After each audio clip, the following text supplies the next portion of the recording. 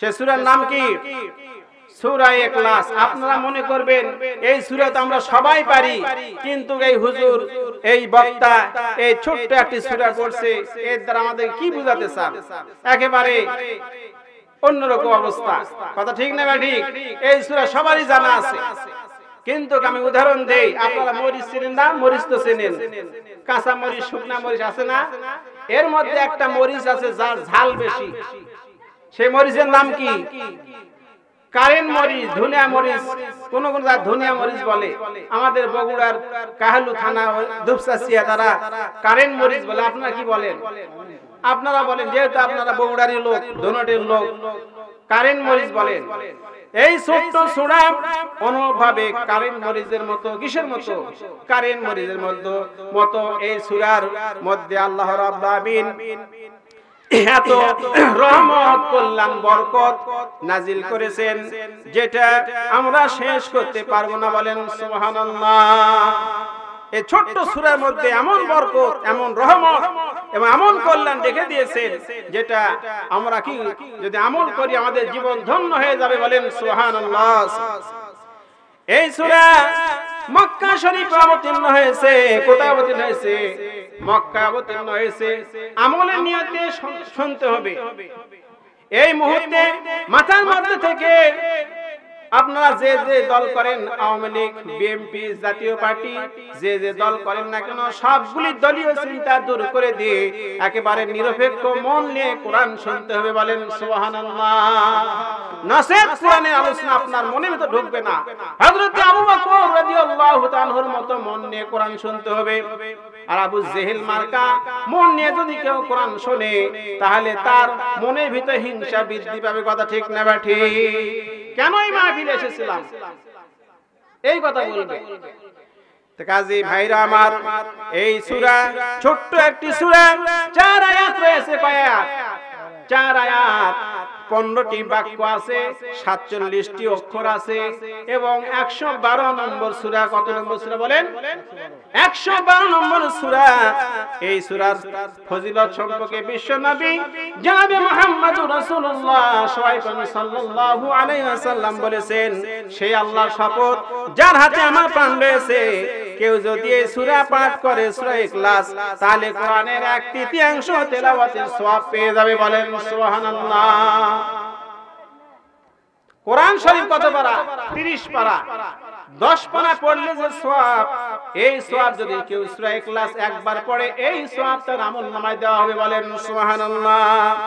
ভাইরা আমার, হযরত আনাস রাদিয়াল্লাহু তাআলা বলেন, আমরা নবীজির সঙ্গে তাবুকের ময়দানে যুদ্ধে গিয়েছিলাম। কোথায় গিয়েছে?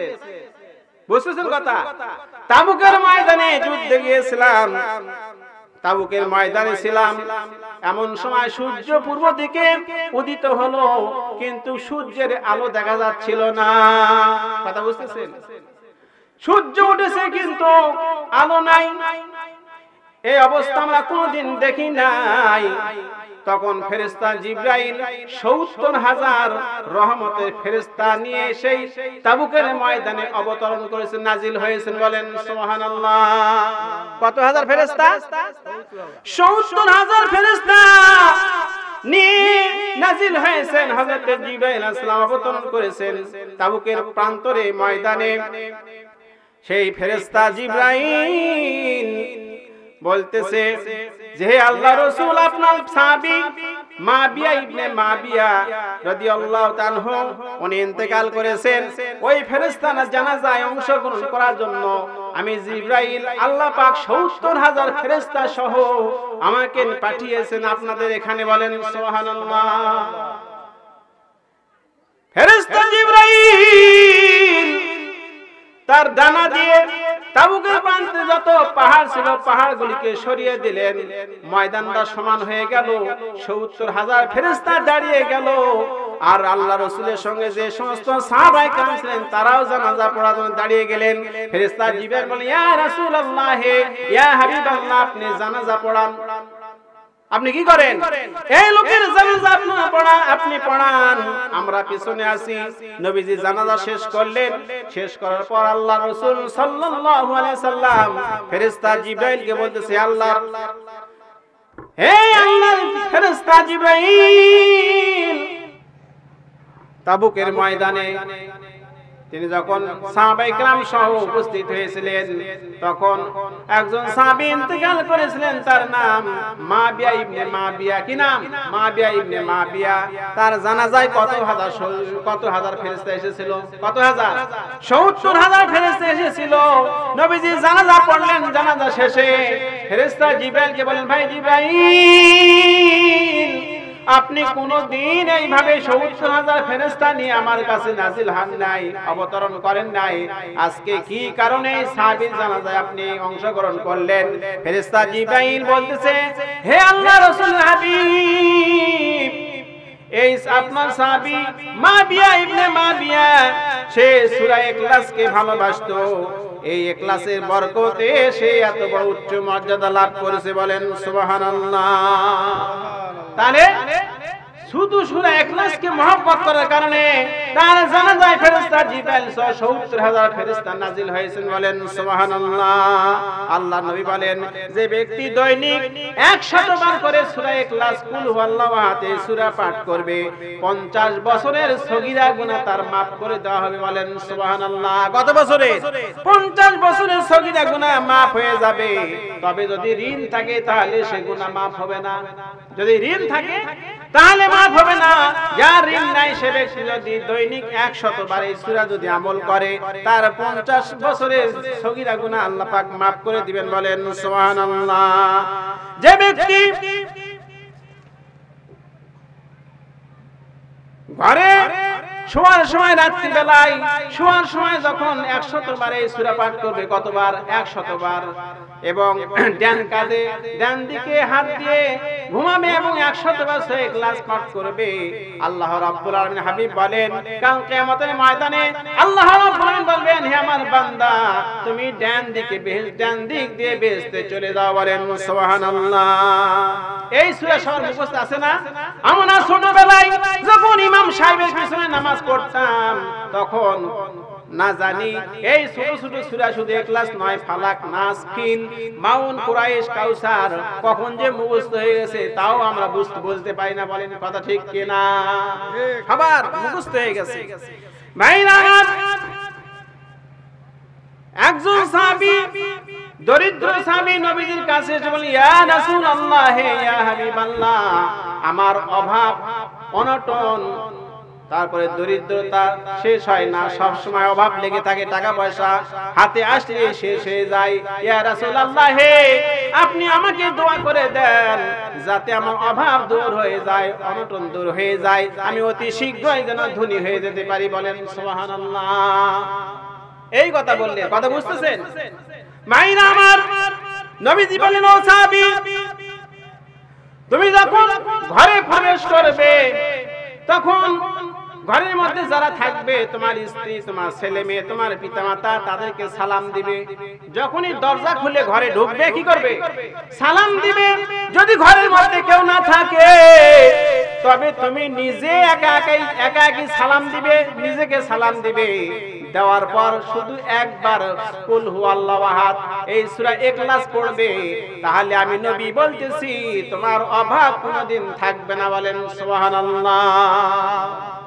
ভাইরা আমার, কিতাবে এসেছে, হাদিস শরীফে এসেছে, সাহাবী নবীর এই কথা বলা মাত্রই সেই দিন থেকে তিনি আমল করলেন। যখনই ঘরের মধ্যে ঢোকেন সালাম দিয়ে প্রবেশ করেন, কুল হুয়াল্লাহু আহাদ আল্লাহুস সামাদ লাম ইয়ালিদ ওয়া লাম ইউলাদ ওয়া লাম ইয়াকুল লাহু কুফুয়ান আহাদ। এই সূরাটা পড়েন। এই সূরা আপনাদের মুখস্থ আছে না? আমল করবেন। এই হাদিস আমি পাওয়া মাত্রই আমি নিজেও আমল করা শুরু করে দিয়েছি। আর কোন দিক থেকে টাকা আসতেছে আল্লাহ পাক আমাকে দিতেছেন আমি বুঝতে পারি না। বলেন সুবহানাল্লাহ। বৈধভাবে এত বরকত, এইটা আমল করবে আজ থেকে। আল্লাহ আল্লাহ তুমি জাল্লে জালালো, শেষ করা তো যাই না গিয়ে তোমার গুণগান। তুমি মাটির আদমকে প্রথম সৃষ্টি করিয়া ঘোষণা করিয়া দিলে শ্রেষ্ঠ বলিয়া, তাই তো নূরের ফেরেশতা করে আদমকে সেজদা, সবার চেয়ে দিলে সম্মান মাটির মানুষকে। আল্লাহু আল্লাহু বলেন মারহাবা, একটু তাকবীর দেন, তাহলে শয়তান দূর হয়ে যাবে, শয়তান সরে যাবে, আপনার অন্তরটা ক্লিয়ার হয়ে পরিষ্কার হবে। আল্লাহ পাক বলছে রব্বাকা ফাকাব্বির, তোমার রবের শ্রেষ্ঠত্ব, মহত্ব, বিশালত্ব প্রকাশ করো। আধুনিক চিকিৎসা বিজ্ঞানীরা বলছেন যদি আল্লাহু আকবার বেশি বলা যায় তাহলে হার্ট অ্যাটাক হবে না। বলেন সুবহানাল্লাহ, হার্ট অ্যাটাক করে মানুষ মারা যাবে না। পারবেন না? এমন জোরে তাকবীর দিবেন যাতে আরো যারা বাড়িতে আছে তারা যেন বলে তাড়াতাড়ি এই মাহফিলে যেতে হবে। লিল্লাহি তাকবীর, লিল্লাহি তাকবীর, লিল্লাহি তাকবীর। আল কোরআনের আলো,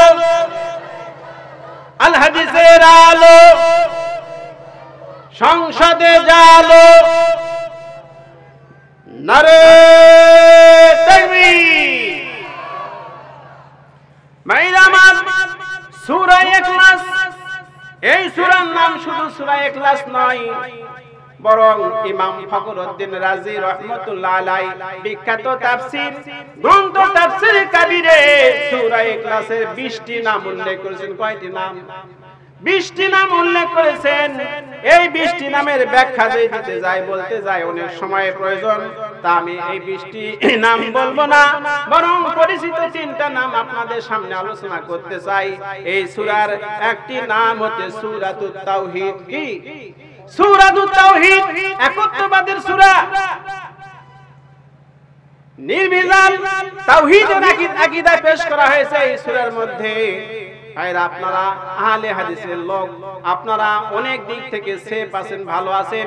শিরক, বেদাত, অন্যায়, অবিচার, জুলুম, বিভিন্ন কাজ থেকে আপনারা পরিষ্কার আছেন, ক্লিন আছেন। বলেন সুবহানাল্লাহ। অন্যান্য মানুষের তুলনায় আপনারা অনেক পবিত্র আছেন, ভালো আছেন আমার দৃষ্টিতে। মাইরা আমার, এই সূরার নাম তাওহীদ। সূরা ইখলাসের নাম কি? তাওহীদ। তাওহীদেরই মুর্শিদ আমার মুহাম্মাদের নাম, মুর্শিদ মুহাম্মাদের নাম। ওই নাম জপলে বুঝতে পারি খোদারি কালাম, মুর্শিদ মুহাম্মাদের নাম। বলো মুহাম্মাদের নাম। মারহাবা। যত ইবাদত বندگی আপনি করবেন, প্রত্যেকটা ইবাদতের ক্ষেত্রে শিরক বরদাস্ত করা হবে না, শিরককে বিদায় দিতে হবে, দিয়ে তারপর ইবাদত বندگی করতে হবে। কি বর্জন করতে হবে? শিরক। শিরক আর ঈমান একসাথে চলতে পারে না। পারে? কখনোই শিরক চলতে পারে না ঈমানের সাথে। এই জন্য আমরা যখন নামাজে দাঁড়াই তখন আমরা কি পড়ি? ইন্নী ওয়াজ্জাহতু ওয়াজহিয়া লিল্লাযী ফাতারাস সামাওয়াতি ওয়াল আরদা হানিফা ওয়া মা আনা মিনাল মুশরিকিন। আল্লাহু আকবার। কম বাতাসে নাকি? তাকবীর দিবেন। এই যে যায় নামাজে দাঁড়ায়া আমরা এই দোয়া পড়ি, অর্থ হলো, আমি এই দোয়াটা কে বলেছেন সর্বপ্রথম? বলেন। এই দোয়াটা কে পড়েছিলেন? বলেছিলেন আমাদের জাতির পিতা হযরতে ইব্রাহিম আলাইহিস সালাম। বলেন সুবহানাল্লাহ। তিনি যখন তার জাতির লোকেরা আগুন পূজা করে, গাছপালা পূজা করে, চন্দ্র পূজা করে, তারপরে চাঁদ সূর্যের পূজা করে, ইব্রাহিম সাল্লাম এই সমস্ত পূজা বাদ দিয়ে তিনি বললেন যে আমি আমার চেহারা আমার সত্তার দিকে ফিরিয়ে দিলাম, সেই আল্লাহর দিকে ফিরিয়ে দিলাম যে আল্লাহ পাক আকাশ এবং জমিন সৃষ্টি করেছেন, আর আমি মুশরিকদের অন্তর্ভুক্ত নই। বলেন সুবহানাল্লাহ। জিকির করেন লা ইলাহা ইল্লাল্লাহ, লা ইলাহা ইল্লাল্লাহ, লা ইলাহা ইল্লাল্লাহ, মুহাম্মাদুর রাসূলুল্লাহ সাল্লাল্লাহু আলাইহি ওয়াসাল্লাম। মাইনা আমার নামাজের ক্ষেত্রে আমরা শিরক বর্জন করলাম, অথচ লোক দেখানো ইবাদত হচ্ছে শিরক। লোক দেখানো ইবাদত কি? শিরক। আমি যদি নামাজ পড়তে না যাই, মসজিদে যদি জুমার নামাজ পড়তে না যাই, তাহলে আমার বাড়িওয়ালা কি বলবে, বাড়িওয়ালি কি বলবে, আমার স্ত্রী কি বলবে? এমনি তো 5 ওয়াক্ত নামাজ পড়ে না, জুমার দিনে কাজ কাম বন্ধ থাকে না, অফিস আদালত কলকারখানা শিক্ষাঙ্গন ব্যাংক বিমা সব বন্ধ থাকে, সরকারি ছুটির দিন জুমার দিন, কথা ঠিক না ঠিক? বাড়িতে বসে থাকে, যদি জুমার নামাজ পড়তে এই ছেলেপেলে এই চিল্লাও কেন, যাও চুপ করো। যদি আমি নামাজ পড়তে না যাই, তাহলে এলাকার লোকজন কি বলবে, প্রতিবেশী কি বলবে? এই জন্য জুমার নামাজ পড়তে যায়, কথা ঠিক না ঠিক? এটা হলো আল্লাহকে দেখানো নামাজ নয়, বরং লোক দেখানো নামাজ, কথা ঠিক না ঠিক? নামাজ তখন ধরে যখন চাকরি থেকে রিটায়ার করেছেন, কথা বুঝতেছেন? চাকরি থেকে রিটায়ার করেছে, কাজ কাম সরকারি করতে পারে না, তখন নামাজে যায়, নামাজে তখন যায় মসজিদে, যখন বাড়ির কোনো মানুষ তাকে ভালো মতো দেখতে পারে না, কথাবার্তা বলতে চায় না, বয়স হয়ে গেছে, কথা ঠিক না ঠিক? এই সময় যায়, এরপরে দাড়ি তখন রাখে, যখন হয় গাল কাটবে, নয় ব্লেড ভাঙবে, কথা ঠিক না ঠিক? তখন দাঁড়িয়ে রাখে। ভাইরা আমার, তাই বলতেছিলাম প্রত্যেকটা কাজের ক্ষেত্রে শিরক মুক্ত হতে হবে। শিরকের মধ্যে আমরা ডুবে আছি। হাজী সাহেবরা হজ করতে যান, সেখানে তালবিয়া পাঠ করেন, লাব্বাইক আল্লাহুম্মা লাব্বাইক লা শারিকা লাকা লাব্বাইক ইন্নাল হামদা নি'মাতা লাকা লাকা ওয়াল মুলক লা শারিকা লাকা লাব্বাইক, বলে না? সেখানে হাজী সাহেবরা হজ করতে গিয়ে আল্লাহকে সাক্ষী রাখেন, আল্লাহ আমি আপনার দরবারে হাজির, আপনার কোনো শরীক নাই, যাবতীয় নিয়ামত আপনার প্রশংসা সব আপনার জন্য, বলেন সুবহানাল্লাহ। কাবা ঘরে গিয়ে, মক্কা শরীফে গিয়ে আল্লাহর সাথে শরীক করবে না, এই ওয়াদা করে আসে, আর বাংলাদেশে এসে বামপন্থী আন্দোলনের মিছিলে সামনে থাকে, কথা ঠিক না ঠিক? ওখানে সাক্ষী দিল কাবা ঘর ধরে, তালবিয়া বলতেছে, আর এখানে এসে ইসলাম বিরোধী শক্তি প্রথম কাতারে ব্যানার ধরে ইসলামের বিপরীত শক্তির পক্ষে মিছিল করছে। ভাইরা আমার, তাই সূরা ইখলাসের একটা নাম কি হলো? তাওহীদ, একত্ববাদের সূরা। ভাইরা আমার, নবীজির কাছে একদল লোক, বিশেষ করে 3 জন সাহাবী এসে বলতেছে, হে রাসূলুল্লাহর স্ত্রী মা আয়েশা, নবীজি ইবাদত বন্দি কেমন করতেন? আয়েশা ইবাদত বন্দি করতেন। নবীজির ইবাদতের কথা শুনে সাহাবীরা অবাক হয়ে গেলেন, আশ্চর্যান্বিত হলেন, আরে আল্লাহর নবী যদি এইভাবে ইবাদত করে না, তাহলে আমরা কোথায়? এই বলে এক সাহাবী বলতেছে, আমি সারা রাত নামাজ পড়ব। আরেকজন বলতেছে, আমি প্রত্যেক দিনই রোজা রাখবো। আরেকজন বলতেছে, আমি কোনোদিন বিবাহ করব না, স্ত্রী গ্রহণ করব না, বিবাহ করব না। ইতিমধ্যে আল্লাহ নবী এসে হাজির, কথা বুঝতেছেন? নবীজি বাড়িতে এসে হাজির, বলতেছেন, হে সাহাবীরা তোমরা কি বলতেছে এখানে? একজন সাহাবী, ইয়া রাসূলুল্লাহ, আমি সারা রাত নামাজ পড়বো, কিন্তু সারা রাত নামাজ পড়বো। নবীজি বলছেন, না না, এটা নয়, বরং আমি নামাজ পড়ি এবং ঘুমাই, সারা রাত আমি নামাজ পড়ি না, আমি ঘুম পানি এবং নামাজ আদায় করি। আর আরেকজন বলছে, ইয়া রাসূলুল্লাহ, আমি সারা দিন রোজা রাখবো। নবীজি বলছেন, আমি রোজা রাখি, আবার রোজা ছেড়ে দেই। সারা দিন রোজা রাখা ইসলাম নয়, ইসলামের বিধান নয়। এরপর নবীজি বলেন, আরেক সাহাবী বলছে, আমি বিবাহ করব না। নবীজি বলছেন, আমি বিবাহ করি, আমার সংসার আছে, পরিবার আছে, ফ্যামিলি আছে। কাজী তোমরা যেটা বলতেছো, লা রুহবানিয়াতা ফিল ইসলাম, ইসলামে বৈরাগ্যবাদের স্থান নাই, বলেন সুবহানাল্লাহ। ইসলামে বৈরাগ্যবাদের সংসারে ঝামেলা, সমাজের ঝামেলা, চাকরি, ব্যবসা, বাণিজ্য, কৃষিকাজ এইগুলি করতে পারবো না, এই জন্য বন জঙ্গলে গিয়ে বসে থেকে জিকির করবো, এর নাম ইসলাম নয়, কথা ঠিক না ঠিক? আপনাকে সব করতে হবে ব্যালেন্স রক্ষা করে। Islam is the complete balance code of life, মুকাম্মাল নিজামে হায়াতের নাম, পরিপূর্ণ জীবন ব্যবস্থার নাম ইসলাম, বলেন সুবহানাল্লাহ। ভাইরা আমার, তাই সূরা ইখলাসের এক নাম হলো সূরাতুত তাওহীদ, মনে আছে? একত্ববাদের সূরা।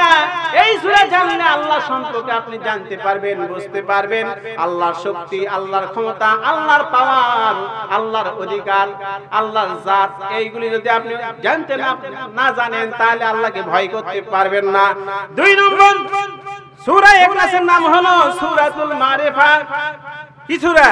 এই সূরা পড়লে আল্লাহর পরিচিতি লাভ পাওয়া যায়, পরিচিতি পাওয়া যায়, আল্লাহর পরিচয় পাওয়া যায়, আল্লাহ সম্পর্কে জানা যায়। এই সূরায় বলেন সুবহানাল্লাহ, লা ইলাহা ইল্লাল্লাহ, লা ইলাহা ইল্লাল্লাহ, লা ইলাহা ইল্লাল্লাহ মুহাম্মাদুর রাসূলুল্লাহ সাল্লাল্লাহু আলাইহি সাল্লাম। এই সূরা নাজিলের প্রেক্ষাপট আছে, ব্যাকগ্রাউন্ড আছে, ঐতিহাসিক ঘটনা আছে, শানে নজুল আছে। বুঝতেছেন কথা? কি কারণে এই সূরাটি নাজিল হয়েছে? ভাইরা আমার, কিতাবে এসেছে মক্কার কাফেররা এসে বলল, ইয়া মুহাম্মদ বাইয়িন লানা নাসাবা রাব্বি, হে মুহাম্মদ সবাই বলেন সাল্লাল্লাহু আলাইহি সাল্লাম, তোমার রবের নামের নসবনামা বলো, তোমার রবের নসবনামা বলো, তার মানে বংশধারা বলো। আমার বংশধারা, আমার নাম আজহার, আজহার ইবনে মুসলিম ইবনে ইউসুফ, আমার বাপের নাম মুসলিম, দাদার নাম ইউসুফ। আল্লাহর নবীর বংশ নসবনামা হলো মুহাম্মদ ইবনে আব্দুল্লাহ ইবনে আব্দুল মুত্তালিব ইবনে হিশাম ইবনে আব্দে মান্নাফ ইবনে হিশাম ইবনে ইত্যাদি। এইভাবে ঈসা আলাইহিস সালাম পর্যন্ত পৌঁছেছে। বলেন সুবহানাল্লাহ। মক্কার কাফেররা বলল, হে মুহাম্মদ সাল্লাল্লাহু আলাইহি সাল্লাম, তোমার যদি নসবনামা থেকে থাকে ইসমাঈল আলাইহিস সালাম পর্যন্ত ঠিক আছে, তাহলে আল্লাহর নসবনামা কি বলো। ভাইরা আমার, সঙ্গে সঙ্গে জিবরাইল আলাইহিস সালাম এই সূরা ইখলাস নিয়ে হাজির হলেন। বলেন সুবহানাল্লাহ। আল্লাহ পাক বলেন, হে নবী মক্কার কাফেরদেরকে জানিয়ে দাও, বলে দাও, কুল হুয়াল্লাহু আহাদ। পড়েন সবাই আমার সাথে, কুল হুয়াল্লাহু আহাদ। নবী আপনি বলুন আল্লাহ এক। আল্লাহ কি? আল্লাহ এক, আল্লাহ এক, লাম ইয়ালি আল্লাহুস সামাদ। আল্লাহ অমুখাপেক্ষী, আল্লাহ অমুখাপেক্ষী, লাম ইয়ালি তিনি জন্মগ্রহণ করেন নাই, ওয়ালাম ইউলাদ কাউকে জন্ম দেন নাই, ওয়ালাম ইয়াকুল লাহু কুফুয়ান আহাদ তার সমকক্ষ এই পৃথিবীতে আসমানে আর কেউ নাই। বলেন সুবহানাল্লাহ। এই একটা ঘটনা। দ্বিতীয় ঘটনা হলো মক্কার ইহুদি খ্রিস্টানরা কুরাইশ না নবীজিকে প্রশ্ন করেছিল, আপনার রবের পরিচয় কি? তিনি কিসের তৈরি? সোনার তৈরি, রূপার তৈরি, না পিতলের তৈরি, না পাথরের তৈরি? আদম আলাইহিস সালাম কে ফেরেশতাকে তো আপনি আপনার রব বানাইছেন নূর দিয়া। ফেরেশতারা কিসের তৈরি? নূরের তৈরি। আদম আলাইহিস সালাম পচা কাদা মাটি, ঠনঠনা কনকনা মাটি দিয়ে তাকে তৈরি করা হয়েছে। ফেরেশতা শয়তানকে, ইবলিসকে আগুন দিয়ে বানানো হয়েছে। আসমানকে ধোঁয়া থেকে তৈরি করা হয়েছে, সৃষ্টি করা হয়েছে। পৃথিবীকে পানির ফেনা থেকে বানানো হয়েছে। এখন আপনার রবকে কি দিয়ে বানানো হয়েছে? বলেন, কি কথা বুঝছেন? আল্লাহ সম্পর্কে বলা হচ্ছে, আপনার রবকে কি দিয়ে বানানো হয়েছে? আপনার রব কি পান করেন, কি খাওয়া দাওয়া করেন? এই আকাশ আর জমিন কার থেকে মালিকানা পেয়েছেন? বোঝেন কথা? এই আকাশ, এই জমিন, এই পাহাড়, এই সমুদ্র, এই মহাসমুদ্র আল্লাহ পাক কার কাছ থেকে নিয়েছেন? এইগুলি বলেন। এই সমস্ত আজে বাজে উদ্ভব প্রশ্ন করার কারণে নবীজি চুপ করে থাকলেন। কি করলেন? চুপ করে আছেন নবীজি। কারণ আল্লাহর নবী নিজে কোনো কথা বলেন না। শরীয়ত সংক্রান্ত, ইসলাম সংক্রান্ত বিধান আল্লাহর নবী নিজে বানিয়ে কথা বলেন না। আল্লাহ পাক বলেন, মা ইয়ানতিকু আনিল হাওয়া ইন হুয়া ইল্লা ওয়াহয়ুন ইউহা। আল্লাহু আকবার। আল্লাহ রাব্বুল বলেন, আমার নবী নফসকে অনুসরণ করে, প্রবৃত্তিকে অনুসরণ করে, অনুকরণ করে তিনি কোনো কথা বলেন না। বরং আমি আল্লাহ রাব্বুল আমিন নবীকে যা বলতে বলি তিনি তাই বলেন। বলেন সুবহানাল্লাহ। নবীজি চুপ করে আছেন। সঙ্গে সঙ্গে ফেরেশতা জিবরাইল এই সূরা ইখলাস নাজিল করলেন। বলেন সুবহানাল্লাহ। ভাইরা আমার, আল্লাহু আল্লাহু কি যে মধুর নাম, ধরার তামাম মুনি মুক্তাই হয় পান্না হীরা সোনা দানাই হয় না তাহার দাম। আল্লাহু আল্লাহু কি যে মধুর নাম, ডাকলে ও নাম সোহাগ ভরে, নিত্য জোয়ার প্রেম সাগরে, রাখলে এ নাম মনের কাবাই, নাচে রক্ত ঘাম। আল্লাহু আল্লাহু এই যে মধুর নাম, বলেন মারহাবা। বিশ্বনবী জনাব মুহাম্মদ রাসূলুল্লাহ সাল্লাল্লাহু আলাইহি সাল্লাম তিনি ছিলেন মুজাহিদ। তিনি কি ছিলেন? মুজাহিদ ছিলেন। আজকে ক্লাসে আল্লাহর নবীর সমগ্র জীবনটা ছিল সংগ্রাম মুখর। কি মুখর? সংগ্রাম মুখর। বাতিলের বিরুদ্ধে, অন্যায়ের বিরুদ্ধে, জুলুমের বিরুদ্ধে নবীজি কঠোর, তিনি ব্যাপক ভূমিকা রেখেছেন, সারা জীবন সংগ্রাম করেছেন। আল্লাহর নবী ছিলেন মুজাহিদ। আবু জেহেল ছিল কুখ্যাত সন্ত্রাসী, কথা ঠিক না ঠিক? হযরত মূসা আলাইহিস সালাম ছিলেন মুজাহিদ, ফিরআউন ছিল কুখ্যাত সন্ত্রাসী, কথা ঠিক না ঠিক? হযরত ইব্রাহিম আলাইহিস সালাম ছিলেন মুজাহিদ, নমরুদ ছিল কুখ্যাত সন্ত্রাসী, কথা ঠিক না ঠিক? আমরা সবাই মুজাহিদ। আমরা কি? আমরা সবাই মুজাহিদ। আজকে অন্যায়ের পক্ষে যারা কাজ করে তারা হচ্ছে কুখ্যাত সন্ত্রাসী, কথা ঠিক না ঠিক? ভাইরা আমার, আল্লাহ পাক বলেন লিল্লাহিল আসমাউল হুসনা ফাদউহা বিহা। সূরা আরাফের 180 নম্বর আয়াত আল্লাহ পাক বলেন, তোমরা আল্লাহর অনেক সুন্দর সুন্দর নাম আছে, এই নাম ধরে ডাকো।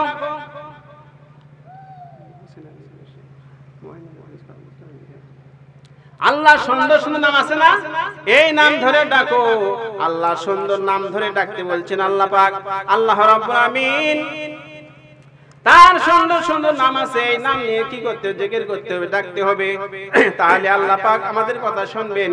আল্লাহর নবী জনাবে মুহাম্মদুর রাসূলুল্লাহ সাল্লাল্লাহু আলাইহি সাল্লাম তার কন্যা ফাতিমাতুজ জাহরা রাদিয়াল্লাহু তাআলা আনহাকে মহব্বত করতেন, ভালোবাসতেন। নবীজির কন্যাকে নবী কি করতেন?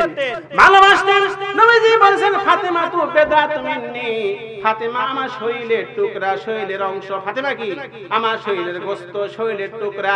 যে ব্যক্তি ফাতিমাকে কষ্ট দেয়, সেই জন্য আমি নবী আমাকে কষ্ট দেয়। আল্লাহর নবী যখন সফরে যেতেন, শেষে একেবারে মা ফাতিমার সঙ্গে দেখা করে যেতেন। সফর শেষে এসে মসজিদে নববীতে 2 রাকাত নামাজ পড়ে ফাতিমা রাদিয়াল্লাহু তাআলার বাড়িতে যেতেন। বলেন সুবহানাল্লাহ।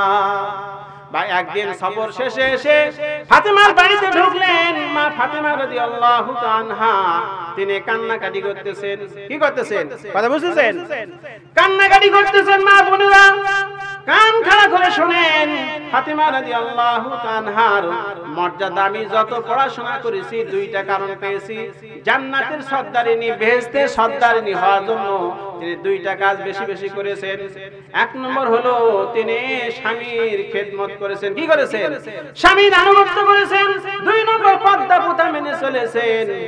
কি করেছেন? পর্দা মেনে চলেছেন। ইন্তেকালে পূর্বে আলী রাদিয়াল্লাহু তাআলা কে বলেছেন, পানের স্বামী, আমি যদি যখন ইন্তেকাল করব তখন রাত্রি বেলা আমাকে দাফন করবে, কোন মানুষকে সংবাদ দিবে না, মাইকিং করবে না। যদি মানুষ বেশি হয় জানা যায়, তাহলে বলবে নবীর মেয়ে এত বড় লম্বা ছিল, এত মোটা ছিল, এত চিকন ছিল। কাজী তিনি কি করেছেন? খবরদার মানুষকে সংবাদ দিবেন না, রাত্রি বেলায় অল্প সংখ্যক লোক নিয়ে আমাকে দাফন করবেন। বলেন সুবহানাল্লাহ। ইন্তেকালের পর তিনি পর্দার কথা ভুলে যান নাই, এই জন্য তার মর্যাদা কত বেশি। মাইনা আমার নবীজি বলছেন, ফাতেমা কেন তুমি কান্নাকাটি করতেছো?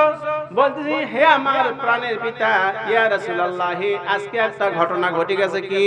বলতেছে যে আমি বাড়িতে কাজ করতেছিলাম, এমন সময় তোমার জামাই হযরত আলী রাদিয়াল্লাহু তাআলা বাড়িতে দরজার কাছে এসে বাইরে থেকে কাজ করে এসে বলতেছে, ফাতেমা 1 গ্লাস পানি আমাকে দাও। কয় গ্লাস? হে বুঝছেন কথা সকলে? 1 গ্লাস পানি দাও। আমি কাজ শেষ করে পানি নিয়ে এসে দেখি আমার স্বামী দরজাতে নাই, তিনি বাইরে আমার চলে গেছেন। তখন আমি কান্না শুরু করে দিলাম, আরে স্বামী পানি চাইছিল 1 গ্লাস, কিন্তু আমি তাকে পানি দিতে পারলাম না। নবীজি কথা শোনা মাত্রই বলে, হে ফাতেমা, তোমার কত বড় সর্বনাশ হয়েছে তা কি তুমি জানো? স্বামীকে কষ্ট দেওয়া মানে স্বামীকে অসন্তুষ্ট করা, মানে আল্লাহকে অসন্তুষ্ট করা। কাকে অসন্তুষ্ট করা? আল্লাহকে অসন্তুষ্ট করা। আমি বলতেছি, আলী বাড়িতে আসলে তার পা ধরে কান্না শুরু করে দিবে, বলে পানি না দিতে পারার কারণে যে বেয়াদবি করেছি তুমি আমাকে ক্ষমা করে দাও। আমি নবী বলতেছি, যদি তুমি ক্ষমা চেয়ে না নাও, এই মুহূর্তে যদি মারা যাও, আমি নবী ফাতেমার জানাজায় অংশগ্রহণ করব না। কত বড় কঠিন কথা বলেছে। আহা, তোমার জানাজা পড়াবো না আমি। এই বলে নবীজি বিদায় হয়ে গেলেন। দীর্ঘক্ষণ পরে হযরত আলী রাদিয়াল্লাহু আনহু বাড়িতে এলেন। ফাতেমা রাদিয়াল্লাহু তাআলা নবীর কথা মতো স্বামীর পায়ে পড়ে গেলেন। স্বামী, এক গ্লাস পানি দিতে না পারার কারণে তুমি রাগ করে অভিমান করে বাড়ি থেকে চলে গেছো। আমাকে ক্ষমা না করা পর্যন্ত আমি ফাতেমা তোমার পা ছাড়বো না। হযরত আলী রাদিয়াল্লাহু আনহু বলেছেন, ফাতেমা তুমি আমার পা ছেড়ে দাও, এমন করে কান্নাকাটি করো না। তুমি তো অপরাধ করো নাই, তোমার উপর আমি রাগ করি নাই, অভিমান করি নাই, বরং আমার আরো ভয় হয় তোমার খাওয়া দাওয়া, তোমার কাপড় চোপড়, তোমার পোশাক পরিচ্ছদ থাকা, এগুলো আমি ভালোভাবে করতে পারছি না। মনে বড় দুঃখ বেদনা, কাল কিয়ামতের ময়দানে কিভাবে আল্লাহর সামনে আমি মুখ দেখাবো। কে বলতেছে? হযরত আলী রাদিয়াল্লাহু তাআলা। হে ফাতেমা, তুমি বেয়াদবি করো নাই, আমি পানি চেয়েছিলাম, এমন তো অবস্থায় তোমার আসতে একটু দেরি হওয়ায় হঠাৎ করে একটা আওয়াজ আমার কানে ভেসে এলো, জানি এক গ্লাস পানির জন্য তুমি এইভাবে পিপাসিত হয়ে পড়েছো। তোমার জানা নাই তোমার ইন্তেকালের পর তোমার প্রিয় পুত্র হযরত হুসাইন রাদিয়াল্লাহু তাআলাকে ফরাতের তীরে কারবালার প্রান্তরে এজিদি সৈন্যরা পিপাসিত অবস্থায় তাকে হত্যা করবে, দুনিয়া থেকে বিদায় করে দিবে একেবারে পিপাসিত অবস্থায়, আর তুমি এক গ্লাস পানির জন্য এইভাবে দাঁড়িয়ে আছো। হে ফাতেমা, এই শব্দ, এই আওয়াজ আমার কানে আসা মাত্রই পিপাসা আমি ভুলে গিয়েছি, পানি পান করার কথা ভুলে গিয়েছি, আমি আবার আমার কাজে ফিরে গিয়েছি। হে ফাতেমা, আমি তোমার প্রতি রাগ করি নাই, অভিমান করি নাই, বেজার হই নাই। ভাইরা আমার কিতাবে এসেছে ফাতেমা রাদিয়াল্লাহু তাআলা এইভাবে স্বামীর কাছে কি করেছেন? ক্ষমা চেয়েছিলেন। ভাইরা আমার, আজকে এই ঘটনাটা না মেয়েদেরকে, মা বোনদেরকে কি বোঝানো হচ্ছে? খবরদার আমরা স্বামীকে কষ্ট দিও না, জ্বালাতন দিও না। আমাদের স্ত্রীরা কি করে? স্বামীকে কষ্ট দেয়, কথা ঠিক না বা ঠিক? স্বামীকে কষ্ট দেয়, যেই স্বামী কামাই বেশি করে সেই স্বামীকে স্ত্রীরা ভালোবাসে, আর যেই স্বামী অল্প কামাই করে, অল্প উপার্জন করে, তার প্রতি অসন্তুষ্ট, কথা ঠিক না বা ঠিক? ভাইরা, আল্লাহ রাব্বুল আলামিন হাবিব বলেন, ও আমার উম্মতেরা, তোমরা বড় লোকের দিকে তাকায় না। কোন দিকে তাকায় না? বড় লোকের দিকে, ধনীদের দিকে তাকায় না, বরং তোমার চাইতে নিম্ন শ্রেণীর লোক যারা আছে তাদের দিকে তাকাও। তাহলে আল্লাহ পাক তোমাদেরকে যে নিয়ামত দিয়েছেন সেই নিয়ামতের শুকরিয়া আদায় করার তৌফিক আল্লাহ পাক দিয়ে দেন। বলেন সুবহানাল্লাহ। জিকির করেন লা ইলাহা ইল্লাল্লাহ, লা ইলাহা ইল্লাল্লাহ, লা ইলাহা ইল্লাল্লাহ মুহাম্মাদুর রাসূলুল্লাহ সাল্লাল্লাহু আলাইহি সাল্লাম।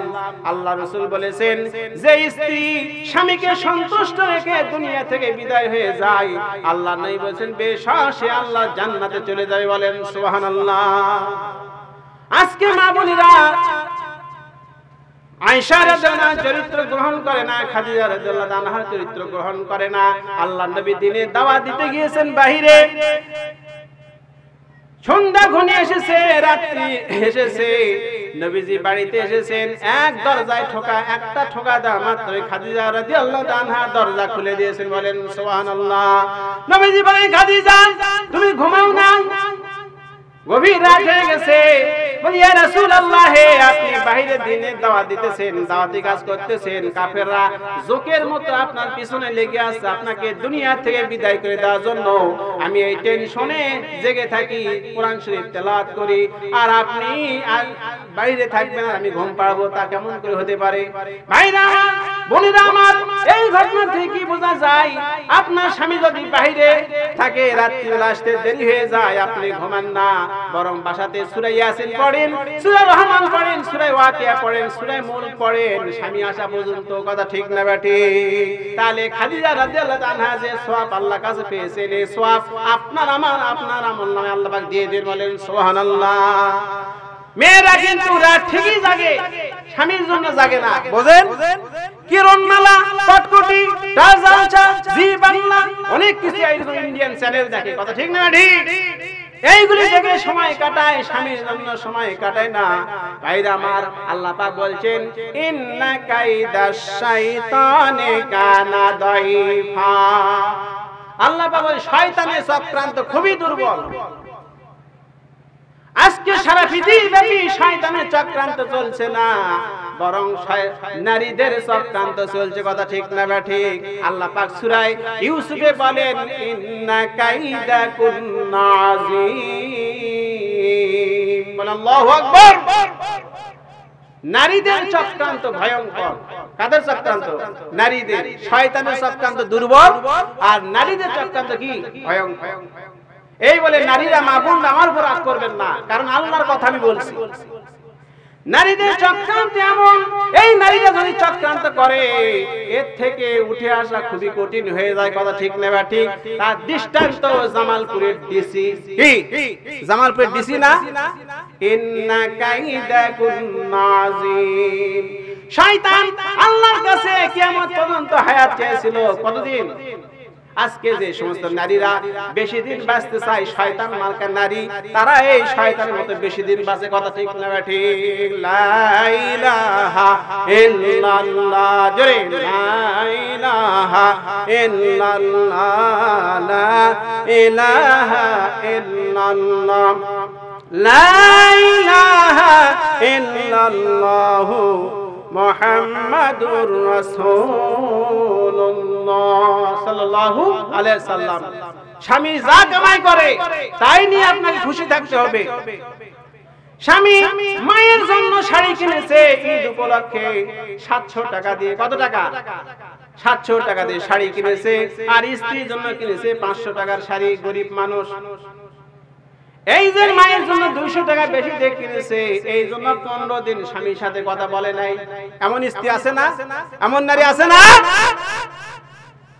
তোমার স্বামী তোমাকে ভালোবাসবে যদি স্বামীর মা বাবার সাথে, ভাই বোনদের সাথে, স্বামীর আত্মীয় স্বজনের সাথে তুমি ভালো আচরণ করো, অবশ্যই স্বামী তোমাকে মন দিয়ে ভালোবাসবে। বলেন সুবহানাল্লাহ। শাশুড়ি স্ত্রীর মধ্যে মারামারি হয়, ঝগড়াঝাটি হয়, শাশুড়ি এক সময়ের, স্ত্রী আরেক সময়ের, একটু তো কথা কাটাকাটি হবেই। পৃথিবীতে এমন কোন ঘর নাই যেই ঘরে কথা কাটাকাটি হয় না, ঝগড়া হয় না, অশান্তি সৃষ্টি হয় না, এমন কোন ঘর নাই। হতে পারে, আবার সেটা কি করতে হবে? সংশোধন করতে হবে। আমাদের ফ্যামিলি বৈঠক হয় না, পারিবারিক বৈঠক হয় না, যার কারণে অশান্তি। কথা ঠিক না ঠিক? প্রতি সপ্তাহে শুক্রবার বাড়িতে থাকেন, স্ত্রী তো পাওয়া, যত ফরিয়াদ, যত সাহায্য, সবকিছু কার কাছে চাইতে হবে? আল্লাহর কাছে। আল্লাহর কাছে চাইতে হবে। আপনারা অনেক পবিত্র আছেন, ভালো আছেন। অন্যান্য মাযহাবের লোকেরা মাজারে গিয়ে চায়। কথা ঠিক না ঠিক? খাজা বাবার কাছে যায়, দয়াল বাবা, কেবলা বাবা, ল্যাংটা বাবা, গোসাল বাবা, অনেক বাবার কাছে যায়। এইগুলি ঠিক না, এগুলি শিরক। এই শিরক বরদাস্ত করা হবে না। আর যারা শিরক মিশ্রিত ইবাদত নিয়ে কিয়ামতের ময়দানে উঠবেন, আল্লাহ পাক বলেন ফাজআলনাহু হাবাআম মানসুরা। শিরক মিশ্রিত ইবাদত নিয়ে যদি হাসরের ময়দানে ওঠেন, হাবা মানসুরা, আল্লাহ পাক ধুলার মধ্যে ফেলিয়ে দিবেন। বলেন সুবহানাল্লাহ। এই জন্য আমাদের কি করতে হবে, সারা বাংলাদেশ শিরকের মধ্যে আমরা ডুবে আছি। আপনি রাস্তার ডান পাশে হাঁটতে পারেন, আল্লাহর নির্দেশ ডান পাশে হাঁটতে হবে, কিন্তু আপনি বাম পাশ দিয়ে হাঁটেন, কথা ঠিক না ঠিক? আল্লাহর বিধান কোরআন নাজিল করেছেন ব্যক্তি, পরিবার, সমাজ, রাষ্ট্রের সর্বত্র আল্লাহর আইন মেনে চলার জন্য, কি সর্বত্র আল্লাহর আইন মেনে চলার জন্য। কিন্তু আপনি বলেন ব্রিটিশেরা যে আইন দিয়ে গেছে সেই ব্রিটিশের তৈরি করা আইন বাংলাদেশে চলছে, কথা ঠিক না ঠিক? আল্লাহর আইন চলছে। কোরআন শরীফের 6666 আয়াতের একটা আইন রাষ্ট্রীয়ভাবে বাংলাদেশে চালু নাই, কথা ঠিক না ঠিক? আর আপনি ইমানদার হয়ে বসে আছেন, শিরক মুক্ত জীবন যাপন করতেছেন। যে ঈমান প্রয়োজনে কথা, যে ঈমান প্রয়োজনে জ্বলে ওঠে না, যে ঈমান সত্য ন্যায়ের কথা বলে না, যে ঈমান বাস্তবে নাই, যে ঈমান অন্তরে নাই, যে ঈমান শুধু মুখে ফুটায় কথার কলি, কি করে তাকে বলো ঈমান বলি? বুঝতেছেন কথা? কি করে তাকে বলো ঈমান বলি? যে ঈমান দিন কায়েমের আন্দোলনে ধার ধারে না, যে ঈমান শুধু লেবাসধারী কোরআন হাদিস তাও পড়ে না, যে ঈমান শুধু খায় দায় আনন্দ করে, যে ঈমান দেখে না যে ফিলিস্তিনে কাশ্মীরে মানুষ মরে, যে ঈমান খাজার নামে মাজার পূজার গড়ে, কি করে তাকে বলো ঈমান বলি? যে ঈমান অন্তরে নাই, যে ঈমান বাস্তবে নাই, কি করে তাকে বলো ঈমান বলি? কথা ঠিক কিনা ভাইরা? এই জন্য আপনাকে সত্য ন্যায়ের পথে অবিচল থাকতে হবে। ঈমান মজবুত যদি করতে চান, তাহলে আল্লাহ রাব্বুল আমিনের হুকুম মাফিক জীবন পরিচালনা করতে হবে। আল্লাহ পাক বলেন সূরাতুস সামাদ, সূরা এর নাম কি? সূরাতুস সামাদ। আল্লাহ পাক মুখাপেক্ষি কি আল্লাহু গনিয়্য ওয়া আনতুমুল ফুকারা, আল্লাহ ধনী, সারা বিশ্ববাসী ফকির, কথা ঠিক না ঠিক? এই আকাশ আল্লাহকে যদি পাইতে চান, আল্লাহ বলছেন বড় বড় পিএইচডি ডিগ্রি দরকার নাই, টাইটেল পাস, কামেল পাস, বিএ পাস, এমএ পাসের দরকার নাই। আকাশের দিকে তাকাও, ওই সমুদ্রের দিকে তাকাও, তারপর ঝর্ণার দিকে তাকাও, পাখির দিকে তাকাও, কিভাবে পাখি আকাশে ওড়ে, কার মাধ্যমে ওড়ে, কে উড়ায়, এইগুলি চিন্তা হয় না। সমুদ্র মহাসমুদ্র কিভাবে সৃষ্টি হয়েছে, এইগুলির দিকে তাকালে অবশ্যই ঈমান বৃদ্ধি পাবে। বলেন সুবহানাল্লাহ। ভাইরা আমার, তাই আল্লাহ রাব্বুল আমিন বলেন আমার অনেক সুন্দর সুন্দর নাম আছে। আল্লাহ শব্দ লিখতে 4টা অক্ষর লাগে। কয়টা? কথা বুঝতেছেন? 4টা অক্ষর লাগে। এক নম্বর হলো আলিফ। আল্লাহ পাক বলেন আল্লাহু লা ইলাহা ইল্লা হুয়াল হাইয়ুল কাইয়্যুম। বলেন সুবহানাল্লাহ। লা তা'খুযুহু সিনাতুন ওয়ালা নাওম। আল্লাহ পাক ছাড়া কোনো ইলাহ নাই, তিনি জীবিত এবং চিরপ্রতিষ্ঠিত। বলেন সুবহানাল্লাহ। তাকে ঘুম তো ধরা দূরের কথা, স্তন্দ বর্ষা করে না। বলেন সুবহানাল্লাহ। একবার হযরত মূসা আলাইহিস সালাম আল্লাহ পাককে বলেছেন, হে আল্লাহ, হে আমার রব, আপনার কি ঘুম ধরে না? আমি বকরি চড়াইতে চড়াইতে আমার ঘুমের ভান এসে যায়, ঘুম পাড়ি। আল্লাহ রাসূল সাল্লাল্লাহু আলাইহি ওয়াসাল্লাম বলেছেন প্রত্যেক নবী বকরি চড়াইছেন, বকরি চড়ানো সুন্নাহ। বকরি চড়ানো কি সুন্নাহ? এমন কোন নবী নাই যে বকরি চড়াই নাই। মূসা আলাইহিস সালাম মাঝে মধ্যে আল্লাহ পাককে অবাক করা প্রশ্ন করতেন। কি করা? অবাক করার মতো প্রশ্ন করতেন। ভাইরা আমার, আল্লাহ পাক বলে, হে মূসা, তুমি হাতে 2 গ্লাস পানি নিয়ে, কাঁচে গ্লাসে পানি নিয়ে তুর পাহাড়ে দাঁড়াও। কোথায়? হ্যাঁ, বুঝতেছেন না কিনা? ঘুম পাড়তেছেন? তুর পাহাড়ে দাঁড়াও। মূসা আলাইহিস সালাম কাঁচের গ্লাস ভর্তি পানি নিয়ে তুর পাহাড়ে দাঁড়িয়ে গেছেন। আর আল্লাহ পাক বললেন যে হে ঘুম, তুই মূসাকে ধর। ঘুমকে বলে মূসাকে ধর। আর মূসা আলাইহিস সালামকে বললেন মূসা আলাইহিস সালাম বলে, তুমি কি করো? গ্লাস নিয়ে দাঁড়িয়ে থাকো, নো টক, কোনো কথা বলা যাবে না। ভাইরা আমার, মূসা আলাইহিস সালাম গ্লাস, পানি ভর্তি গ্লাস নিয়ে দাঁড়িয়ে থাকতে থাকতে এক পর্যায়ে কঠিন ঘুম ধরে গেল। 2 হাতের গ্লাস ভেঙে মাটিতে পড়ে খান খান হয়ে গেল। ভাইরা আমার, আল্লাহ পাক তাই মূসা আলাইহিস সালামকে বলতেছে, মূসা দেখো, তুমি সামান্যক্ষণ থাকতে পারলে না, সঙ্গে সঙ্গে তোমার পানি ভর্তি গ্লাস, কাঁচের গ্লাস ভেঙে টুকরা টুকরা হয়ে গেল। হে মুসা, আমাকে যদি ঘুম ধরে, আমি যদি ঘুম আসি, তাহলে আকাশ, এই চন্দ্র, সূর্য, গ্রহ, নক্ষত্র, সৌররাশি, ভূমণ্ডল, নবমণ্ডল সবকিছুর কন্ট্রোলিং পাওয়ার ভেঙে চুরে খান খান হয়ে যেত রে মুসা। আল্লাহু আকবার। দিনাজপুর থেকে ঢাকাগামী কোর্স, দিনাজপুর থেকে ঢাকাগামী কোর্স রওনা দিয়েছে, রাত্রিবেলায় চলতেছে। বাসে যাত্রী রাত্রিবেলায় জেগে থাকে না ঘুম আসে? বলেন, জেগে থাকে না ঘুম আসে? যে ঘুম আসে জেগে থাকে কি? শুধুমাত্র ড্রাইভার জেগে থাকে, হেল্পার মাঝে মধ্যে দরজা বন্ধ করে দিয়ে ঘুম আসে, হেলান দিয়ে থাকে। কিন্তু ড্রাইভার ঘুম আসলে কি বাজবে সবাই? বলেন, ড্রাইভার ঘুম আসে তাহলে বাসের সমস্ত যাত্রী শেষ, ড্রাইভার শেষ হয়ে যাবে। আল্লাহ পাক বলেন, লা তাখুযুহু সিনাতুন ওয়ালা নাওম। আমাকে ঘুম তো দূরের কথা, স্তন্দ স্পর্শ করে না। বলেন সুবহানাল্লাহ। আল্লাহ পাক বলেন, আল্লাহ শব্দের আলিফ যদি বাদ দেই তাহলে আমার পরিচয় আছে।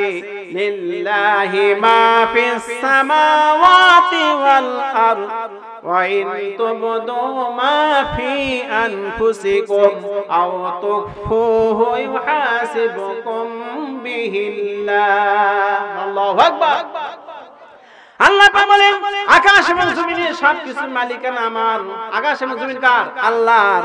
তোমরা যা গোপন করো, যা প্রকাশ করো, সবগুলি খবর আমি আল্লাহ পাক রাখি। বলেন সুবহানাল্লাহ। আল্লাহে তাকবীর দিয়েছিলেন। আল্লামা ইকবাল বলেন, এ তো এ বিজলি কা কড়কা থা, এ সাউত হাদি जिसने सारे अरब को उलट कर यूरोप अफ्रीका को हिला दी। अल्लाहु अकबर। ওমর ফারুকের ইসলাম কবুল শুধু মক্কা মদিনা নয়, বরং ইউরোপ আফ্রিকা পর্যন্ত এই ধ্বনি ধাক্কা মেরেছে। বলেন সুবহানাল্লাহ। ইসলাম কবুল করার পর ওমর ভাই বলছেন, আল্লাহর নবী গোপনে হিজরত করেছেন।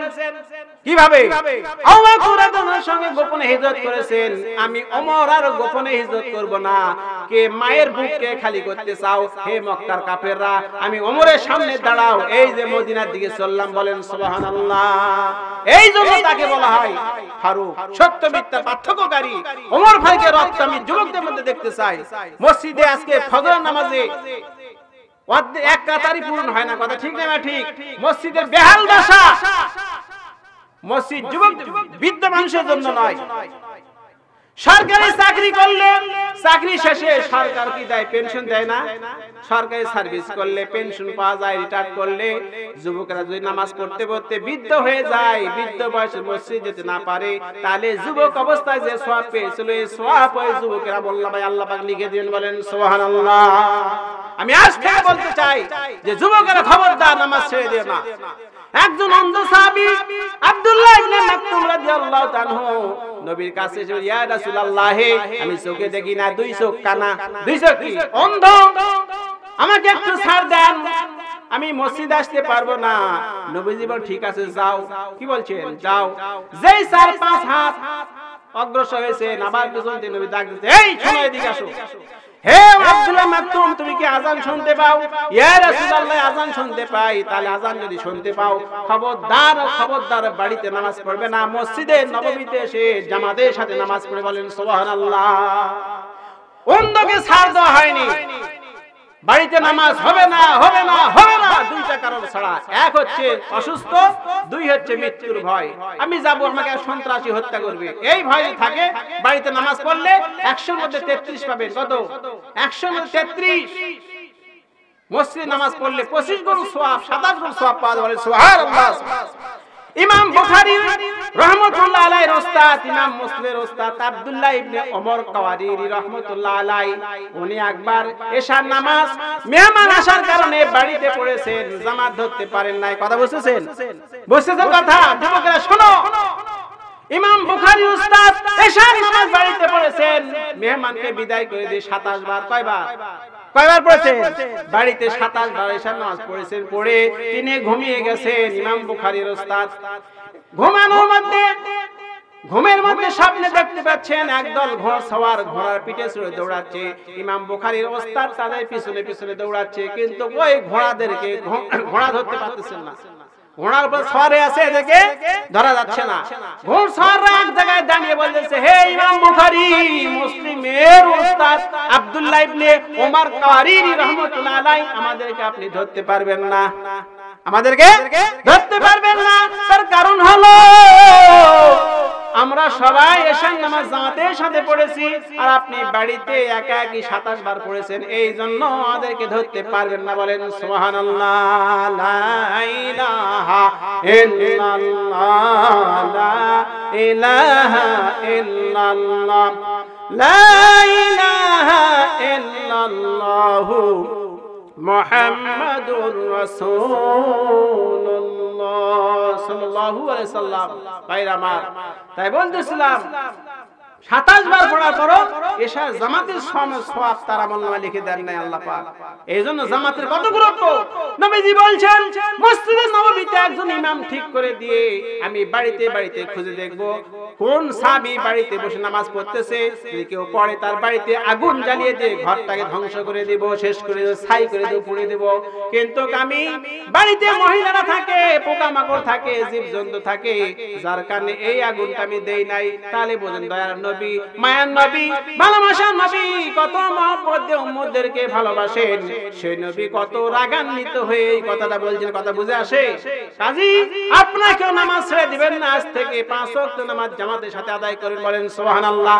আর যদি নামাজ ছেড়ে দেন, নামাজ যদি না পড়েন, নামাজ আর পড়বে না, জিনা করা অপরাধী হবে। মানুষ হত্যা করা চাইতে বড় অপরাধ যারা নামাজ পড়ে না। বলেন কথা ঠিক কিনা?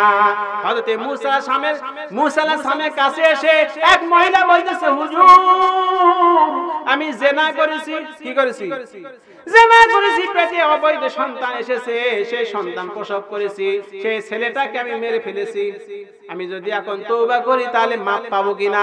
মুসা আলাইহিস সালাম বলছে, হে পাতকিনী পাপিষ্ঠ মহিলা, খবরদার আমার কাছ থেকে দূর হয়ে যা, তাড়াতাড়ি দূর হয়ে যা, আল্লাহর গজব আগুন তোমার উপর এখনই পড়বে, আমি মুসা সহ ছাই হয়ে যাব। কত বড় কথা! আমি মুসা এবং তুমি সহ ছাই পুড়ে ছাই হয়ে যাব, আমার কাছ থেকে দূর হয়ে যা, তাড়াতাড়ি চলে যাও এখান থেকে, এখানে থাকতে পারবি না। একদিকে জিনাও করছে, আবার সন্তান হয়েছে, সেই সন্তানকে নিজ হাতে হত্যা করছে। কত বড় পাপী! ইতিমধ্যে ফেরেশতা জিবরাইল হাজির হয়ে গেলেন। হে আল্লাহর পয়গম্বর মুসা, ওই মহিলাটিকে কি বলেছেন? আপনি কত বড় কথা বলেছেন, ওই মহিলা চাইতে আর জঘন্য পাপীকে আপনি দেখেছেন। মুসা সাল্লাল্লাহু বললেন, তাহলে এই মহিলা চাইতে বড় পাপী আবার কে? হযরত জিবরাইল বলতেছে, ওই মহিলার চাইতে সব চাইতে বড় পাপী হচ্ছে বেনামাজি, নামাজ পড়ে না। কথা ঠিক কিনা? মারাত্মক কথা। নামাজ যে পড়ে না সে মানুষ হত্যাকারী চাইতে বড় পাপী, জিনাকারী চাইতে বড় পাপী। ইমাম আবু হানিফার মতে 40 দিন জেলখানায় বন্দী করে রাখতে হবে। শাফির মতে যে নামাজ পড়ে না, ব্রাশ ফায়ার করে তাকে হত্যা করতে হবে, এই জমিনে বেঁচে থাকার তার অধিকার নাই। বলেন সুবহানাল্লাহ। আল্লাহ নবী বলছেন, বাইনাল আবদি বাইনাল কুফরে তারকুস সালাত। আল্লাহর বান্দা কাফেরের মধ্যে পার্থক্য হলো নামাজ। আল্লাহ নবী বলেন, মান সাল্লা সুবহা ফাহুয়া জিম্মাতিল্লাহ, যে ব্যক্তি ফজরের নামাজ পড়ে সে সারা দিন আল্লাহর দায়িত্বে থেকে যায়। বলেন সুবহানাল্লাহ। আর যে ফজরের নামাজ পড়ে না, সারা দিন শয়তানের চালে চলে। শয়তান কাঁধে নিয়ে আমরা ঘুরতেছি আর আমরা শান্তি চাচ্ছি। আমাদের চরিত্র নাই, নামাজি চরিত্রবান বানায় মানুষকে। বলেন সুবহানাল্লাহ, সুবহানাল্লাহ। ইন্নাস সালাতা তানহা আনিল ফাহশাই ওয়াল মুনকার ওয়া লাযিকরুল্লাহি আকবার। আল্লাহ পাক বলেন, নিশ্চয় নামাজ মানুষকে অন্যায়, অবিচার, জুলুম, অশ্লীল কাজ থেকে বিরত রাখে। বলেন সুবহানাল্লাহ। ভাইরা আমার, এই যে নামাজের গুরুত্ব দিবেন। আমি বলতেছিলাম আল্লাহ শব্দ লিখতে 4টি অক্ষর লাগে, 3টার কথা বললাম, আর 3টা যদি বাদ দেওয়া হয় তাহলে শুধু থাকে হু। আল্লাহু, হু দিয়ে আল্লাহ পাক বলে আমার পরিচয় পাওয়া যাবে। হুয়াল্লাহুল্লাযী লা ইলাহা ইল্লাহু, তিনি আল্লাহ, তিনি ছাড়া কোনো ইলাহ নাই, আইনদাতা নাই, বিধানদাতা নাই, রিজিকদাতা নাই, সার্বভৌম ক্ষমতার মালিক এই দুনিয়াতে কেউ নাই। বলেন সুবহানাল্লাহ। সেই আল্লাহর কাছে ফিরে যেতে হবে। আল্লাহর কাছে ফিরে যেতে হবে না? আল্লাহর কাছে ফিরে যেতে হবে। সে আল্লাহ পাক কত রহমান রহিম। আল্লাহ পাক বলেন আল্লাহু আল্লাহ আমার রব, রবি আমার সব। আল্লাহ আমার রব, রবি আমার সব। দমে দমে তন মনে তারি অনুভব, তারি অনুভব। তোমার দুনিয়াতে আমি যেদিকে তাকাই অথই নিয়ামতে ডুবে আছি যে সবাই। পাক পাক আলীর কণ্ঠে শুনি তাসবিহ কলরব, তাসবিহ কলরব। আল্লাহ আমার রব, রবি আমার সব। বল মারহাবা। ভাইরা আমার, আল্লাহর নবী জনাব মুহাম্মদ রাসূলুল্লাহ সাল্লাল্লাহু আলাইহি সাল্লাম মসজিদে কুবা তিনি তৈরি করেছেন কি মদিনার পাশে মসজিদে কুবা। এই কুবাতে প্রতিদিন শনিবারে নবীজি যেতেন। মসজিদ কুবাতে একজন ইমাম নিয়োগ করেছেন কে আল্লাহর নবী। এই ইমাম সাহেব এশার নামাজ, ফজরের নামাজ, সূরা ফাতিহা পড়ার পর সূরা ইখলাস, কুল আল্লাহু আহাদ এই সূরা পড়ে, তারপর অন্য সূরা ধরে। এটা খেলাফ না, হুকুমের খেলাফ। তরতিব যেভাবে পড়াতে হবে সেটার তরতিবের খেলাফ। বেশ কয়েকদিন কয়েক মাস পড়ার পর মুসল্লিরা খেপে গেছে। এখন ইমামকে বদলাতে হলে সভাপতি সেক্রেটারি দরকার, তাকে ধরতে হবে। কথা ঠিক না ঠিক? বাংলাদেশের ওই মসজিদে কুবার ইমামকে কে নিয়োগ দিয়েছে? সভাপতি না সেক্রেটারি? না সভাপতি না সেক্রেটারি না, আল্লাহর নবী মুহাম্মদ রাসূলুল্লাহ সাল্লাল্লাহু আলাইহি ওয়াসাল্লাম তিনি ইমাম সাহেবকে নিয়োগ দিয়েছেন। এই মসজিদে কুবাতে যদি হাজী সাহেবরা 2 রাকাত নামাজ পড়ে তাহলে একটা উমরা হজ করার সমান সওয়াব ওই হাজীদের আমলনামায় লিখে দেওয়া হয়। বলেন সুবহানাল্লাহ। আমার জীবনে 2018 সালে হজ করতে গিয়েছে কালো কুবা মসজিদে 2 রাকাত নামাজ পড়ছি। বলেন সুবহানাল্লাহ। এই মসজিদে 2 বার কি হয়েছে? কিবলা, মসজিদে কিবলা তাইন একটা আছে আর কুবা। এই কুবার ইমাম সাহেব পরিবর্তন করতে হবে। বেশ কিছু সাহাবায়ে কেরাম মদিনাতে এসে নবীজির কাছে অভিযোগ করলেন, ইয়া রাসূলুল্লাহ, ইয়া হাবিবাল্লাহ, কি একটা ইমাম দিয়েছেন যে ইমাম ঈশার নামাজ এবং ফজরের নামাজে প্রথমে সূরা ইখলাস পড়ে তারপর অন্য সূরা ধরে। নবীজি বললেন, তোমাদের কথায় আমি রায় দিব না। 2 পক্ষ শুনতে হবে না? রায় কি এক পক্ষের কথা শুনে ম্যাজিস্ট্রেট রায় দেয়? কোর্ট রায় দেয় না, 2 পক্ষের কথা শুনে। নবীজি বলে, ইমাম সাহেবকে ধরে নিয়ে আসো। ইমাম সাহেবকে আনা হলো আল্লাহর নবীর দরবারে। নবীজি বলে, ও ইমাম সাহেব, তোমার মুসল্লিরা তোমার বিপক্ষে কি বলে? বলে, ইয়া রাসূলুল্লাহ, হে আমার মুসল্লিরা আমার পক্ষে যে কথা বলে সেই কথা সত্য। তাহলে তুমি কেন এশার নামাজে ফজরের নামাজে সূরা ইখলাস পড়ো? ইমাম সাহেব বলতেছেন, ইয়া রাসূলুল্লাহ, ইয়া হাবিবাল্লাহ, এই সূরার মধ্যে সিফাতুর রহমান, আল্লাহ পাকের গুণাবলী রয়েছে। এই সূরা আমাকে ভালো লাগে, এই সূরাকে আমি মনে প্রাণে ভালোবাসি, এই জন্য সূরাটি পড়ি। বলেন সুবহানাল্লাহ। আল্লাহর নবী সঙ্গে সঙ্গে ঘোষণা দিলেন, হে ইমাম সাহেব, এই সূরা ইখলাসের ভালোবাসা আমি নবী সাক্ষী দিচ্ছি তোমাকে আল্লাহর জান্নাতে পৌঁছে দিয়ে। বলেন সুবহানাল্লাহ।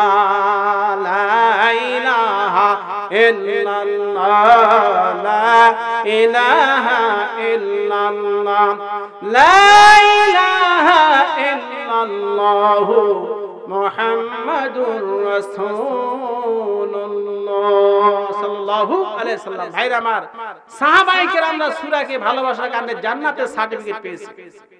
আমাদেরকে কি করতে হবে? এই সূরাকে ভালোবাসতে হবে। আল্লাহর নবী ফজরের 2 রাকাত সুন্নতে, দ্বিতীয় রাকাতে এই সূরা ইখলাস পড়তেন, প্রথম রাকাতে সূরা কাফিরুন। বোঝেন কথা? রাকাত, আশ্চর্য কথা, ফজর নামাজে 6 রাকাত। আপনি দোয়া কুনুত জানেন? হুজুর জানি না মানে? দোয়ায় কুনুত কোথায় পড়তে হয়? বলে জানাজার নামাজে। আমি বলেন ঠিক আছে, আপনার বাপ মারা গেলে পড়বেন। হুজুর আমার আব্বা আগেই মারা গেছে। এই হচ্ছে নেতার চরিত্র। ও নামাজি, কোরআন দিয়ে নামাজ পড়ো, সমাজ কেন গড়ো না? ও নামাজি, কোরআন দিয়ে রোজা রাখো, সমাজ কেন গড়ো না? কথা ঠিক কিনা? সামনে রজব মাস, কি মাস? রজব শাবান বরকত দাও, রমজান মাসে গুনাহ ঝরাও। বলেন রজব শাবান বরকত দাও, রমজান মাসে গুনাহ ঝরাও। মারহাবা। মাইনা আমার নবীজি ফজর নামাজের সুন্নতে সূরা ইখলাস পড়তেন, এরপরে মাগরিবের নামাজের সুন্নতে সূরা ইখলাস পড়তেন। সূরা ইখলাস এটাকে ভালোবাসতে হবে, মহব্বত করতে হবে। হযরত আইয়ুব আনসারী রাদিয়াল্লাহু তাআলা বেশ কিছু সাহাবায়ে কেরামকে বলতেছেন, ও আল্লাহর রাসূলের সাহাবীরা, তোমরা রাত্রি বেলায় 10 পারা কোরআন শরীফ তেলাওয়াত করে ঘুমাতে পারবে নাকি? সাহাবায়ে কেরাম বললেন, এটা আবার কেমন কথা? 10 পারা কি কেউ পড়ে ঘুমাতে পারে? ক্ষমতা আছে? ক্ষমতা আছে? কঠিন হবে না? চারটি খালি কথা নয়। ইতিমধ্যে আইয়ুব আনসারী রাদিয়াল্লাহু তাআলা বলতেছেন, ও আল্লাহর রাসূলের সাহাবীরা, তোমরা যদি রাত্রি বেলায় সূরা ইখলাস, কুল হুয়াল্লাহু আহাদ, ইসরা যদি একবার পড়ে ঘুমাসো, 10 পারা কোরআন শরীফ পড়ার সওয়াব তোমাদের আমলনামায় আল্লাহ পাক লিখে দেন। বলেন সুবহানাল্লাহ। এই ঘোষণা দেওয়া মাত্রই আল্লাহর নবী ওই মাহফিলে হাজির, ওই বৈঠকে হাজির। সাহাবীরা বললেন, নবীজি বলে, এখানে কি আলোচনা করলে? আইয়ুব আনসারী বলে, ইয়া রাসূলুল্লাহ, আমি তো এই কথা বলেছিলাম। আল্লাহ রাসূল সাক্ষী দিলেন। ও আমার সাহাবীরা, শোনো শোনো, আইয়ুব আনসারী যে কথা বলেছেন, আমি নবী বলতেছি সেই কথাই ঠিক সঠিক। বলেন সুবহানাল্লাহ। তাওরাতে, ইনজিলে, জাবুরে, কোরআনে সূরা ইখলাস, সূরা ফালাক, সূরা নাস, এই কথাগুলি আছে। উকবা ইবনে আমির রাদিয়াল্লাহু তাআলা বর্ণিত হাদিস, আল্লাহ রাসূল বলেছেন, তাওরাতে, ইনজিলে, জাবুরে, কোরআন শরীফে সূরা ফালাক, সূরা ইখলাস, সূরা নাস, এই তিনটা সূরার আলোচনা আছে। বলেন সুবহানাল্লাহ। আজ থেকে আমরা এই সূরা ইখলাস সব সময় ভালোবাসবো, পড়বো, আমল করব। ভাইরা আবার আল্লাহ পাকের কথা এই সূরার মধ্যে আছে। তার এই সূরা ইখলাসের নাম কি হলো? সূরাতুত তাওহীদ, একত্ববাদের সূরা। সূরা মারিফাত, আল্লাহর পরিচিতি সূরা। সূরাতুস সামাদ, আল্লাহ মুখাপেক্ষী, যা তার কাছে কোনো কিছু আমাদের সব কিছুর প্রয়োজন, আমাদের কাছে আল্লাহর কোনো কিছুর প্রয়োজন নাই। বলেন সুবহানাল্লাহ। হিন্দুরা বলে ভগবান, ভগবতী, ঈশ্বর, ঈশ্বরী, তবে গড, গডেস, আল্লাহ বিপরীত আছে? নাই। আল্লাহ এমন ক্ষমতার অধিকারী। আল্লাহ, আল্লাহ ছাড়া পৃথিবীতে এই নামে কোন লোক আছে নাকি? নাই। আল্লাহ পাক বলেন, আন্নাল কুওয়াতা লিল্লাহি জামিআ। আল্লাহু আকবার। আল্লাহ রাব্বুল বলেন, সকল ক্ষমতার উৎস আমি আল্লাহ রাব্বুল আমিন। আর আজকে বাংলাদেশে বলে জনগণই হচ্ছে সকল ক্ষমতা উৎস। কথা বলে হারাম, কথা ঠিক না ঠিক? সম্মানিত উপস্থিতি, মুসলিম কেরাম, আসুন, সকল ক্ষমতার উৎস জনগণ নয়, সকল ক্ষমতার উৎস আল্লাহ রাব্বুল আমিন। তিনি যাকে ইচ্ছা ক্ষমতা দান করেন। তিনি শেষ, তিনি প্রথম। আল্লাহ কতদিন আমার আলোচনা শেষের দিকে। আল্লাহ পাক তিনি প্রথম, তিনি শেষ। ওয়াল আউয়ালু ওয়াল আখিরু ওয়াজ যাহিরু ওয়াল বাতিন। সূরা হাদীদ। কোন সূরা? সূরা হাদীদে আল্লাহ পাক বলছেন, তিনি প্রথম, তিনি শেষ, তিনি প্রকাশ্য, তিনি অপ্রকাশ্য। ভাইরা আমার, প্রথমে আল্লাহ আল্লাহ, শেষে আল্লাহ আল্লাহ, আকাশে আল্লাহ আল্লাহ, জমিনে আল্লাহ আল্লাহ। নিখিল জাহান গাই গুণগান তারি নামে, আমরাও গাই হামদে বারি তাআলা, হামদে বারি তাআলা। আজানে আল্লাহ আছে না নাই? আজানে আল্লাহ আছে, কামাতে আল্লাহ আছে, জিলহজে আল্লাহ, কুরবানিতে আল্লাহ, নামাজে আল্লাহ। বলেন সুবহানাল্লাহ। আল্লাহ রাব্বুল বলেন, আমি এক আল্লাহ ছাড়া যদি দ্বিতীয় আল্লাহ থাকতো তাহলে কি অবস্থা হতো? লাউ কানা ফীহিমা আলিহাতুন ইল্লাল্লাহ লা ফাসাদাতা। আল্লাহু আকবার। আল্লাহ পাক বলেন, আমি আল্লাহ ছাড়া যদি দুই আল্লাহ হতো তাহলে এই আকাশে, জমিন, চন্দ্র, সূর্য, গ্রহ, নক্ষত্র, সৌররাজি সবগুলো ভেঙে খানখান হয়ে যেত। এক আল্লাহ বলতো, আমি পূর্ব দিক থেকে সূর্য উঠাবো, আরেক আল্লাহ বলতো পশ্চিম দিক থেকে উঠাবো। কথা ঠিক না ঠিক? এই নিয়ে মারামারি লেগে যেত, দ্বন্দ্ব লেগে যেত।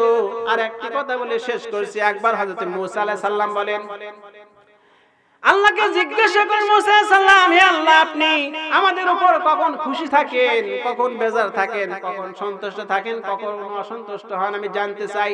কে? মুসা আলাইহিস সালাম আল্লাহকে বলতেছেন কখন খুশি থাকেন আল্লাহ।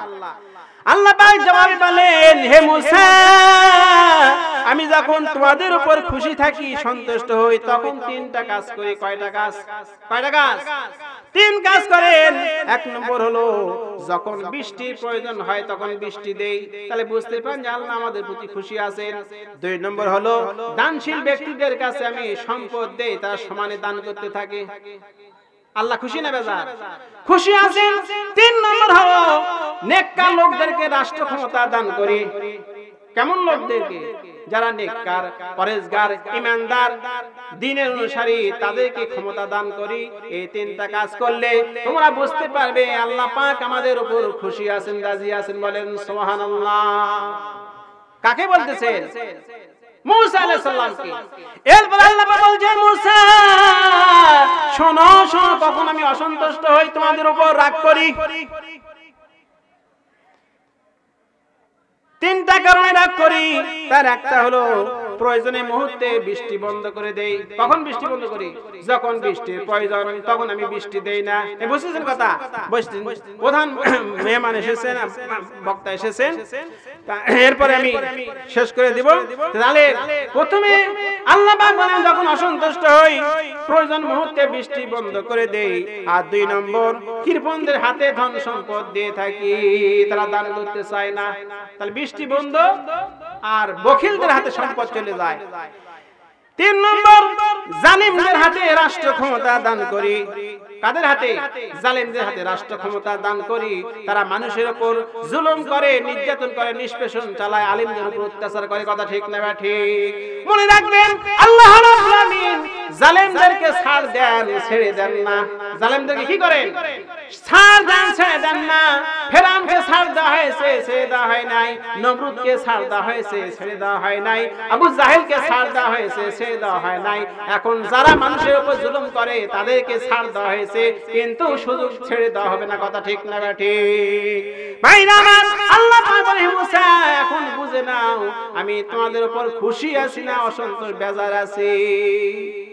এই কথার আলোকে আপনার বুঝে নেন আল্লাহ আমাদের প্রতি সন্তুষ্ট আছেন না অসন্তুষ্ট আছেন। ভাইরা আমার, একটু জিকির করেন, লা ইলাহা ইল্লাল্লাহ, লা ইলাহা ইল্লাল্লাহ, লা ইলাহা ইল্লাল্লাহু মুহাম্মাদুর রাসূলুল্লাহ সাল্লাল্লাহু আলাইহি সাল্লাম। যদি কোন দেশের উপর, দেশের আলিমদের উপর অত্যাচার চালায়, জুলুম নির্যাতন করা হয়, 5টি মুসিবত নাজিল হয়। অন্য বর্ণনা এসেছে 6টি গজব নাজিল হয়। কয়টা? 6টা গজব নাজিল হয়। এক নম্বর, আলিম ওলামাদের উপর যে জুলুম হয়, নির্যাতন হয়, জেলখানায় বন্দী করে রাখা হয়, তাহলে সেই দেশের হার্ট অ্যাটাকের রোগী বেড়ে যাবে। কিসের রোগী? হার্ট অ্যাটাকের রোগী বেড়ে যাবে। 2 নম্বর, ডায়াবেটিসের রোগী বেড়ে যাবে। 3 নম্বর, আকাশের বৃষ্টি বন্ধ হয়ে যাবে। 4 নম্বর, ভূমিকম্প হবে। 5 নম্বর, যুবকরা যৌন শক্তি হারাবে। হুজুর এটা কি কথা বললেন? আমি বলি নাই। যদি যুবকরা যৌন শক্তি না হারায়, তাহলে ওয়ালে ওয়ালে, মোড়ে মোড়ে Comilla herbal, India herbal, Kolkata herbal, এইগুলি লেখা কেন? কথা ঠিক না ঠিক?